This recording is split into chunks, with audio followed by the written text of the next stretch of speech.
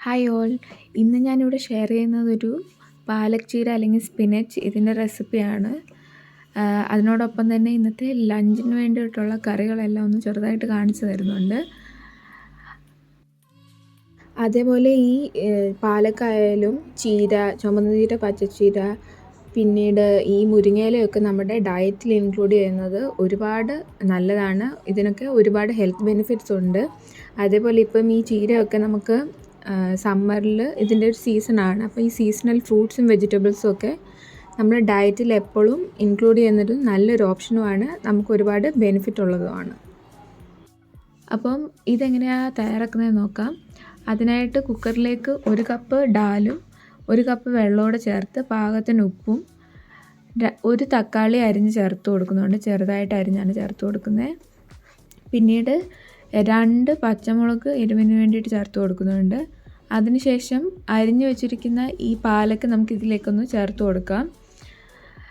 ഈ പാലക്ക് വേവാൻ അധികം സമയം വേണ്ട, പക്ഷേ പരിപ്പിട്ട് കൊടുക്കുന്നതുകൊണ്ട് ഇതൊരു 5 മുതൽ 6 വിസിൽ വരെ വേണ്ടി വരും. പിന്നീട് ഒരു 1/4 ടീസ്പൂൺ മഞ്ഞൾപ്പൊടി കൂടി ഇട്ട് കൊടുക്കുന്നുണ്ട്. അതിനുശേഷം ഇത് റെഡി ആകുമ്പോൾ നമുക്ക് മാറ്റി പിന്നീട് കടുക് വറുത്ത് ചേർത്ത് കൊടുക്കുന്നത്.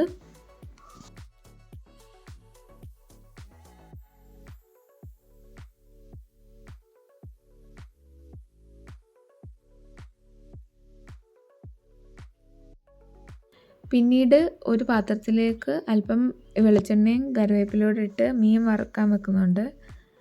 ഈ മീൻ നമ്മുടെ ഇവിടെ സീഡ് കുറിച്ചി അല്ലെങ്കിൽ ആവോലിക്കുറിച്ചി എന്നൊക്കെ പറയും. സീഡിയുടെ ഷേപ്പും ആവോലിയുടെ ഷേപ്പും ഉള്ളതുകൊണ്ടായിരിക്കും ഈ 2 പേരും വന്നതെന്ന് എനിക്ക് തോന്നുന്നു.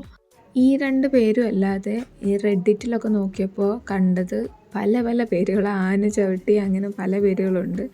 ഈ അച്ചിങ്ങപ്പയർ മെഴുക്കുവരട്ടി ഉണ്ടാക്കാൻ ആദ്യം ഉള്ളിയും പച്ചമുളകും എല്ലാം ഇട്ട് വേവിച്ച് പിന്നെ എണ്ണയിലിട്ടൊന്ന് വഴറ്റിയെടുത്ത് മൂപ്പിച്ചെടുക്കുകയാണ് ചെയ്യുന്നത്. ഇനിയും കടുക് പൊട്ടിക്കാൻ വേണ്ടിയിട്ട് 1/4 ടീസ്പൂൺ ഉലുവയും 1/4 ടീസ്പൂൺ ജീരകവും 1/4 ടീസ്പൂൺ കടുക് കൂടി ഇട്ട് വറ്റൽമുളക്, കറിവേപ്പില, പിന്നീട് അല്പം ചതച്ച് വെച്ചിരിക്കുന്ന വെളുത്തുള്ളി ചേർത്ത് കൊടുക്കാം. ഒരു 5 മുതൽ 6 വെളുത്തുള്ളിയുടെ അല്ലി ചേർത്ത് കൊടുക്കുന്നുണ്ട്. ഡാലിലൊക്കെ എപ്പോഴും ഈ പരിപ്പൊക്കെ കഴിക്കുമ്പോൾ വയറിനൊക്കെ പ്രശ്നം വരാൻ ചാൻസ് ഉണ്ട്. അതുകൊണ്ട് ഈ വെളുത്തുള്ളി കൂടുതൽ ചേർക്കുന്നത് നല്ലതാണ്. പിന്നീട് ഇന്നത്തെ ലഞ്ചിൽ എന്താണെന്ന് നോക്കാം.